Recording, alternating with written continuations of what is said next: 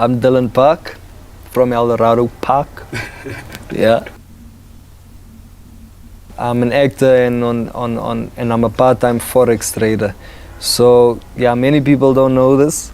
I trade forex. That's mainly because finance is not always a guaranteed structure in this industry that we're in. So yeah, those are the main two things that I'm busy with.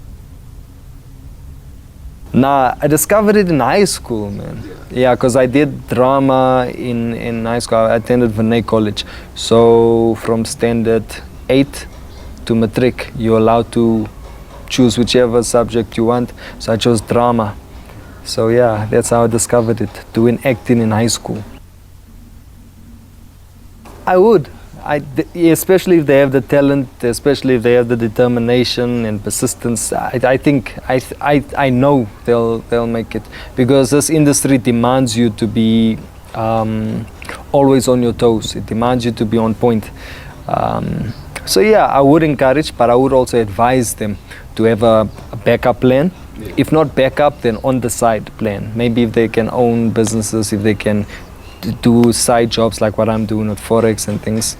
So yeah, definitely, it's a lovely industry to get into. Interests and hobbies. I shoot pool. Before I came here, I was shooting pool. Yeah, I dance. It's still there. It's just I haven't danced in a while. Same thing with I also write poetry. I also write poems. I used to perform them. I don't perform them now because of time and because of money. Not that I can't afford to perform, but because it's difficult for people to afford to pay a poet these days. Because there's so many poets. There's so many poets that's way talented than me, especially. So right now I'm enjoying the writing process.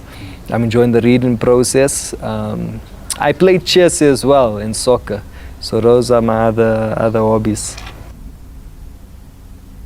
I think the drama in high school was one of the most influential aspects that took place in this journey of mine, because that's where I learned most of the things. And when I got to university, tertiary, that's where everything was smooth. It was like riding a bicycle. It was never difficult for me. Dancing helped because you need to know how to control your body. So when you are doing movement or when you are doing postures for different characters, you understand that you understand your body really well. So yeah, it played a big part. I think it's very important, and I'll use age as an example. When you're young, teenage, you'll slouch a bit. Mid-20s, 30s, you'll have a firm posture. When you're getting into your old age, you'll slouch a bit, or your neck alignment will be different. So understanding your body, understanding how your body operates and looks, it's important. That is why they do movement in acting, because your body, it's a movement. Everyone just wants to act. Everyone, and you don't know how many times I hear this. I'm so passionate. It's what I want. It's what I want. Yes, it's what you want, but it's what millions other people also want.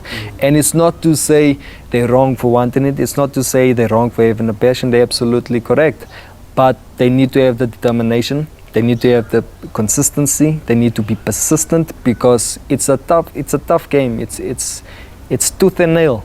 Yeah. Is that how to say tooth and nail? It's really tough, man. Yeah. Even moms will come to me and be like, my son saw you on TV and it's his passion to do this. And I'll give them the same advice I just gave now. It's good that he's passionate, but he must have a backup plan. He needs to do the basics. He needs to know the fundamentals. He needs to understand that this is a very hard industry. It's not glitz and glamour. It's not what they think it is. This is South Africa. It's not Hollywood.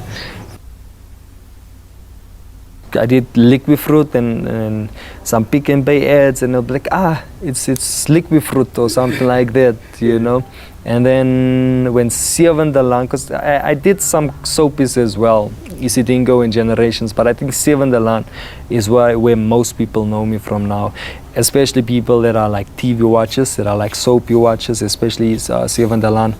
So a lot of them knew me as Stephen from there. I think that's where I got most of the attention from in regards to people knowing me.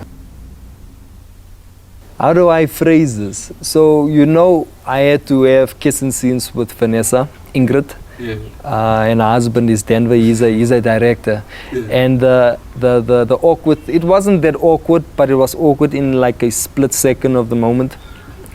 He's like, I had to kiss his wife while he was directing the scene. Can you just put that in your head? I have to kiss his wife while he's directing the scene. Okay, and fine, we did the scene, we kissed. He comes back, he's happy with the scene, and then as he's walking back, he's like, Dillan, this time I want you to kiss my wife. I was like, sure, doesn't sound wrong at all. Yeah, so yeah. But it's professional, and that's what I like about it. It's one of my favorite moments because it heightens the professionalism that's in this industry. And for people that don't understand, when we are kissing, it's nothing that we are feeling. Yes, we are acting. That's one thing they must remember, we are acting. No feelings were caught. Ingrid and I are more colleagues than anything else, So, yeah, because there's a lot of people that's like, you kissed Ayol Jolin, and things like, I'm like, what the hell? The things people believe. Someone actually came to me while I was shooting pool somewhere, and she looked so disappointed at me. Because I in the story, I steal or I move a lot of Vanessa's furniture, and I just cause a lot of havoc. So the lady comes to me with her arms folded. She's like, hoe kan jy dit doen? Aan Vanessa nie. How can you do that? And she was literally upset. So I don't know, I think some people believe that what happens in showbiz is a real thing. So when they see me in person, they were like, this lady was upset, bro. An old lady in her 50s. I don't think there's specific steps or a specific process as to what you need to do. I think you just need to... Shucks, man. I'm trying to think, because before doing any intimate scene, I never thought, shucks, I'm going to do an intimate scene. I'm going to do an intimate scene, or with who, or with this person, or whatever. So it's just, you need to remind yourself that it is not you that's doing this. It's not you kissing this person. It's not you touching this person. And I think the more you remind yourself of that, the more you become your character, the less awkward it becomes for you, because it's the character's story, it's not yours. And people ask me all the time, it's like, how was it kissing this person? Or how was it doing this? And I'll tell them, it's like a handshake. I'll take the hand and I'll be like, that's what it feels like. It's literally like a handshake, And that's the professionalism of this industry. And I think most people, most actors are like that.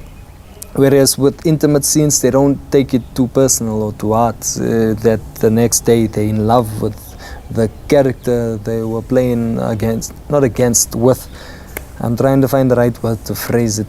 But yeah, it's literally like a handshake. There's nothing to it.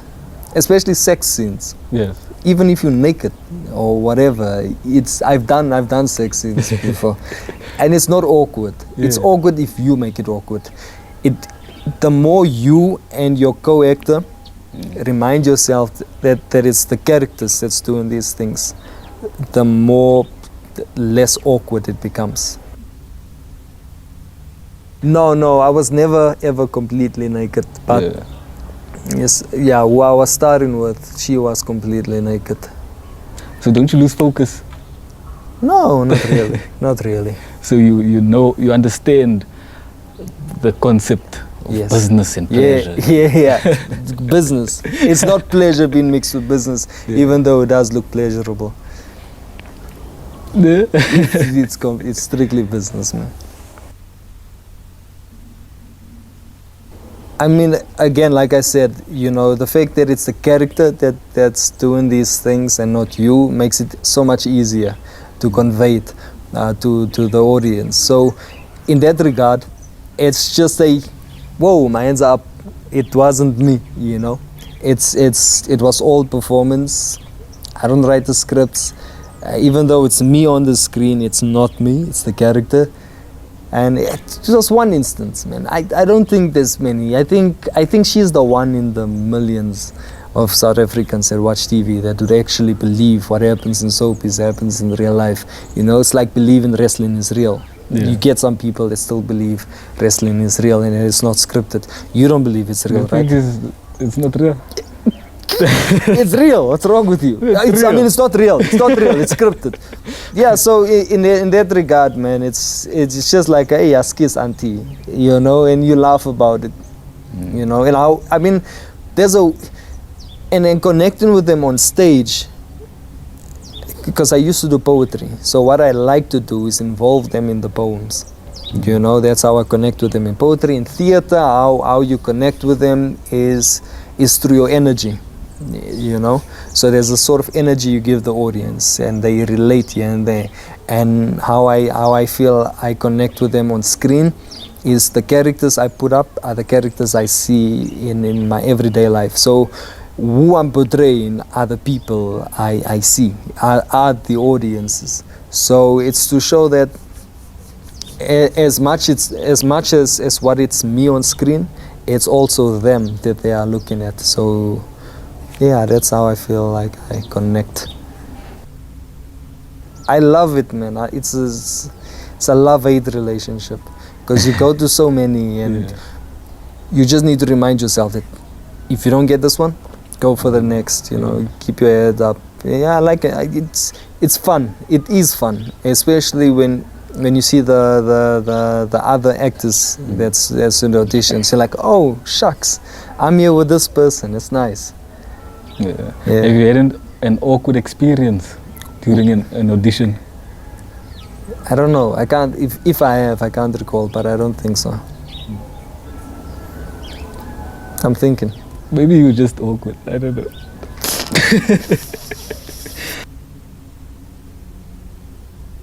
That's easy. Yeah. That's easy. I work when I work. I relax when I relax. But how do you get out of the character? Is it easy for you, or is it a challenge? It depends. Some characters aren't as difficult as others. It really depends. Like, for example, I'm trying to make an example. But there is a process of coming out of a character. So which there was a time last year, there's a film I did, Bankwas, when I had to de-roll because the emotions were high in regards to what the character was feeling, and I needed to reach that sort of peak. So you have to de-roll. You have to come to yourself. You need to remind yourself that, okay, this isn't really happening. You need to, because you know your emotions and you are basically different. I don't know how to explain it, but when you are in your emotion, it takes over, you know. So you need to sort of come to your emotions, comfort it, tell it, hey, calm down, you know. It's just a movie. This is you, you know. Some people say, I know my lecturer said he enjoys a certain tea. So every time he needs to de-roll, he'll make that tea, he'll smell it, and he'll come back to himself.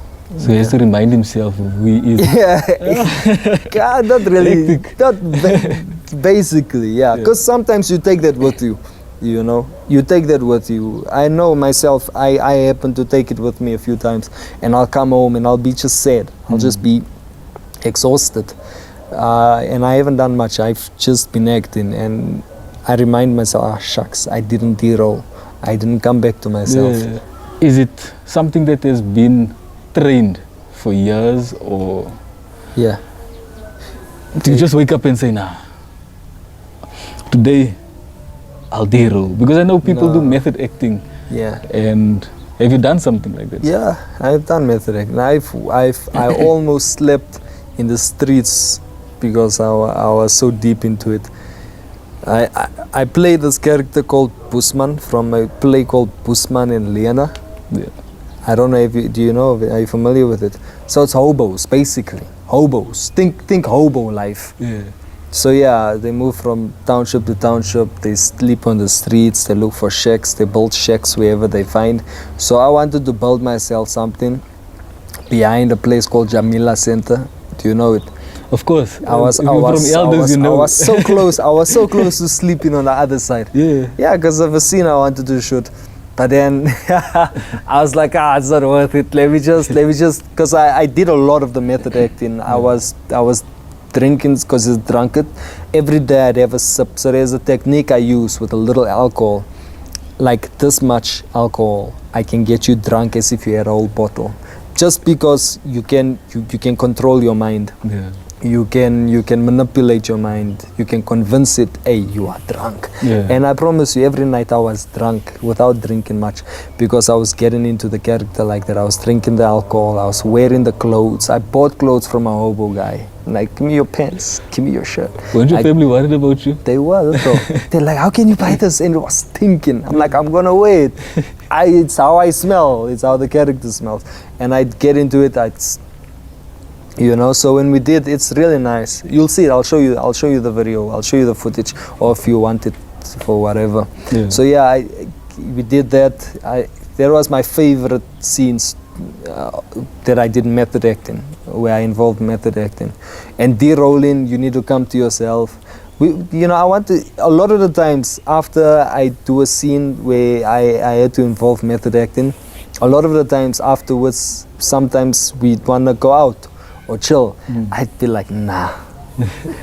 You need to de-roll, De-roll can take, it depends on the character. It depends on the depth as well. So sometimes it'll take you 5-10 minutes to de-roll. Sometimes it'll take you hours. Sometimes it could take you a day. So fortunately for me, it's never taken me more than a day to de-roll. I think you're strong mentally. That's why. Yeah, yeah. You have that strong willpower. Depends, man. It depends. It depends. South Africa, I'm practically collaborated with the people I wanted to collaborate with. I'm not saying I've reached, because there's Who are the guys that you collaborated with that you are you know proud some of them, man. Yeah, but we want the people to know. Yeah, I've worked with Zane, Christo, Davids, the cast of Seven the Land, which was amazing. I wouldn't mind working with either one of them again. I wouldn't mind working with anyone that I've mentioned again. Hey, Napo Mashi, I've worked with her, but I'd love to work with her again. Napo Mashiene. Are you familiar with her? She's a director. She's more in the theater. Yeah. She directs theater. She acts as well. She's amazing, an amazing writer as well. Outside of South Africa, man, there's plenty. There's plenty, and that's because, and I'm not saying it's plenty because there's less in South Africa. It's like a language, man. Yeah. It's like there's different fields. It's like ask me in different soapies, I can pick out from different soapies. So in that regard, I'm gonna pick out from different countries, different continents. I'll start with Johnny Depp, man, because that guy is a beast, man. That guy is a beast, man. And I at times people compare me with him, but I'm nowhere close, man. I think it's because I need to work on my accents. I think they're buying your face, man. They buying my face.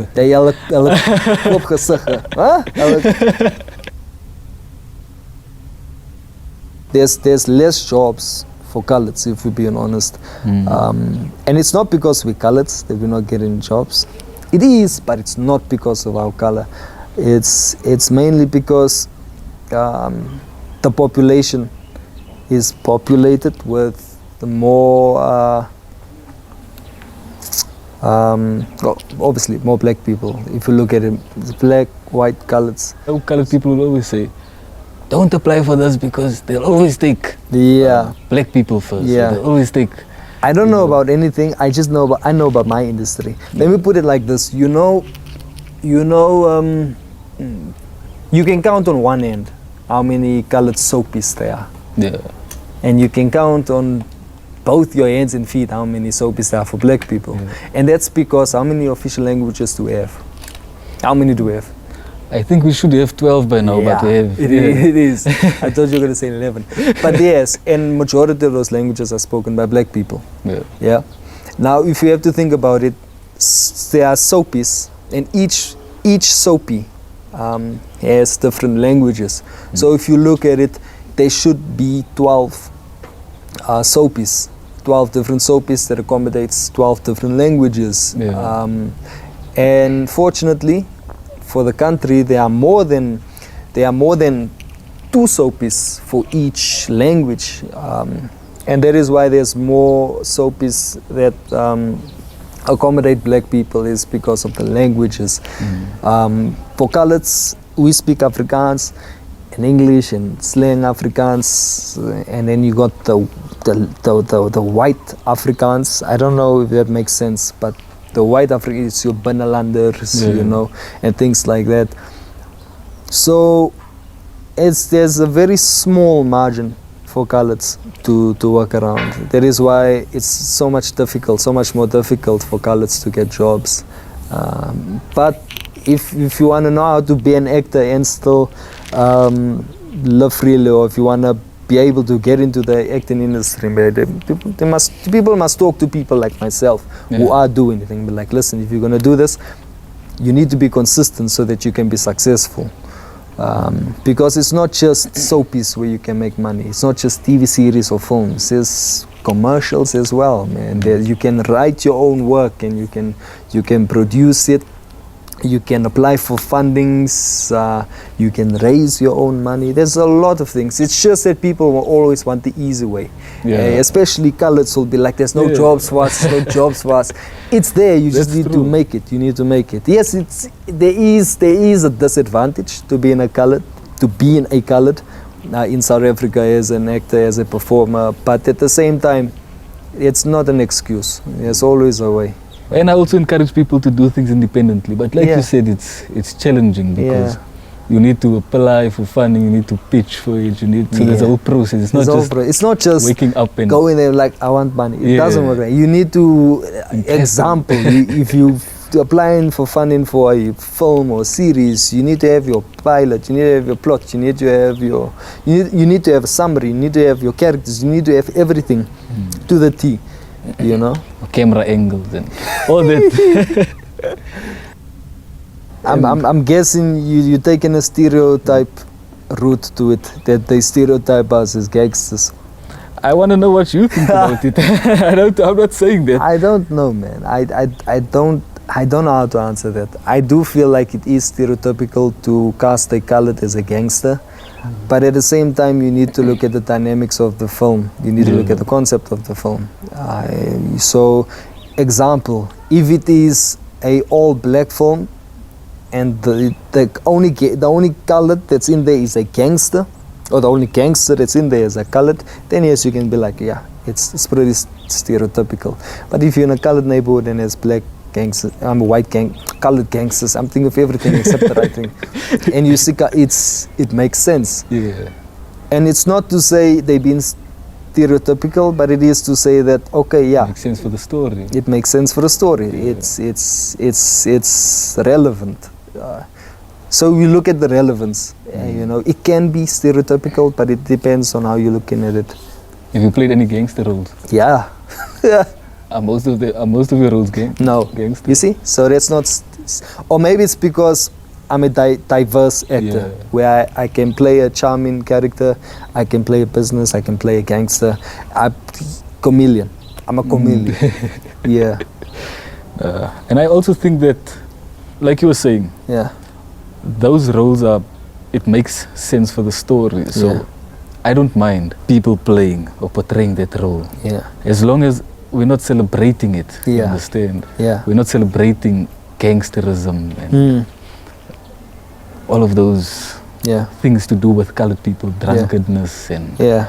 So that's just my 2 cents. No, I agree with you there, man. In the industry, I think people think we are rich, man. I think that's one misconception. They think we are rich. Aren't you? I saw your car, man, you know. No, man, no. And you said millions of people know you, so... Not millions. No, not millions, not really. Depends, man. So maybe if they see me, like, he's from there, but they don't know me. Yeah, it is a misconception, man. And, man, my car... bro. A car doesn't make you rich. It's just a misconception. It's a misconception. You drive a nice car. Yeah, no, but it is. And remember, I do other things as well. So people are now thinking, because I was on Seven Dillan, I made loads of money. I didn't make a lot of money on Seven Dillan. I tell people this. Like, just because you see people on a soapy, it doesn't mean, they booming. I could have been there for a whole month, and that money could have only covered my rent. It's just an EG. It's just an EG. But there is a misconception that people who are in the acting industry have money. And I realize this because people are always looking at me to pay for things. Didn't you try getting something free? No, I've never done that, man. I've never done that. I think the most or the closest it's ever come to that is people offering. So people also always be like, hey, come grab us. Like last night, literally last night, someone was like, hey, this is the guy from TV. It's like, you want the shot? You know, I'm like, no, I'm okay. Yeah. And the reason why I always say no, it's not because I don't want a shot or something. It's just, I don't know how to explain it, man. People will always want something from you at the end of the day as well. You know, even if they didn't know I was from TV, I'm not comfortable with taking things from people I don't know, because then it's going to be that thing of, we gave you, you must now do something or whatever, you know. I mean, I'm running this organization called TAG. It's called Theatre Against Gangsterism. It's a theatre production. I did it last year. I'm trying to bring the community of Dillan Park into theatre, where they can watch theatre, because the community, they're not used to theatre. I wanted to put it up at Don Maitland Hall, but they were under some reconstruction last year. Nothing was happening, so I had to do it at Joburg Theatre. But I'm hoping the next time I have the production up, it will be in Dillan Park. Yeah. Do you take on up-and-coming actors? I take on everything, even that, I'll take that. No, all up-and-coming actors, it's in the industry. Yeah. And what I do is I don't put up one show. I put a variety of different theatre works that runs for about half an hour, not more than half an hour, because I want them to experience different, I almost say different spices of theatre, but different criterias, you know, so they're like, so they have like a concoction of what's actually going on out there, as opposed to them seeing one play, and then maybe they don't like that play, and then it's a thumbs down for the entire community. But if they have like 5 different plays, obviously 3 or 4 out of 5 they're gonna enjoy, guaranteed. So then they can be like, okay, no, this is nice. You know, it's opening their minds up to the world, to the theatre industry, to acting. It's broadening their perspectives as well, because they don't know much about theatre. I asked someone about theatre and like, what the movies? I'm like, no, not the movies, theatre. Yeah. Theatre's more real life. Yeah, real life action. Yeah. What guys, just keep pushing, man. Keep pushing, stay determined, stay consistent, realize that there's someone that wants exactly what you want, and they are working twice as hard as what you are. So if you really want that thing, you need to work 10 times harder than what you think you need to, because this thing is a competition. And believe it or not, it's highly competitive. Even if you are the best, even if there's someone else that's better than you, guaranteed there's always going to be someone that's better than you. You just need to remain consistent. Always make sure you are doing your best and giving your best. One of those better moments that you have, you're gonna get. And I realize it because, bro, I'm telling you, I'd kill auditions, bro. I'd get to the callbacks almost all the time. I get to callbacks, and unfortunately I don't get all the jobs. No one gets all the jobs, but the fact that I'm always doing my best, I always get a job here and there, and that's what I can give, man. It's the consistency of giving your best, not just the consistency of doing it or the consistency of going, because I can consistently be I'm consistent. Yeah. You know, Yeah. but you need to really be consistent at being the best, and that's what's gonna get you through. You know, even when I don't get jobs, I'm still trying to, you know, improve my level. You know, you'll take classes, you'll do training, accent training and things like that. I'm currently trying to read Afrikaans because I struggle with Afrikaans. Believe it or not, it's my second language. Yeah. I feel the same. Yeah. Hey, so I feel the same. And we're from elders and they expect you to... They expect you to know good Afrikaans. And it's like, hey, as you savor nie. As a big combaser. Yeah. Have you had a role where you had to speak Afrikaans? Plenty. I think after 7de Laan, my Afrikaans improved by far because Of course. telling you, I forced those words into my tongue, you know. And I have a method of learning lines, so that helped me a lot. I use it for English. I could learn a whole, let me not say script, but a whole 6-7 pages now and do it for you in an hour or 2 hours. By head, because this method is that I use works so well. It sticks on your brain. So I use it for Afrikaans, and I just did it. Obviously, with Afrikaans, I need to be a little bit more in advance, and I need to work a little bit harder.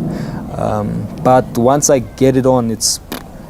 So you want to share that method? No, yeah, I'm gonna teach it. It's gonna be a business. Yeah, you're gonna sell it to people. I'm gonna sell it. No, but I lost a lot. Yeah. You know,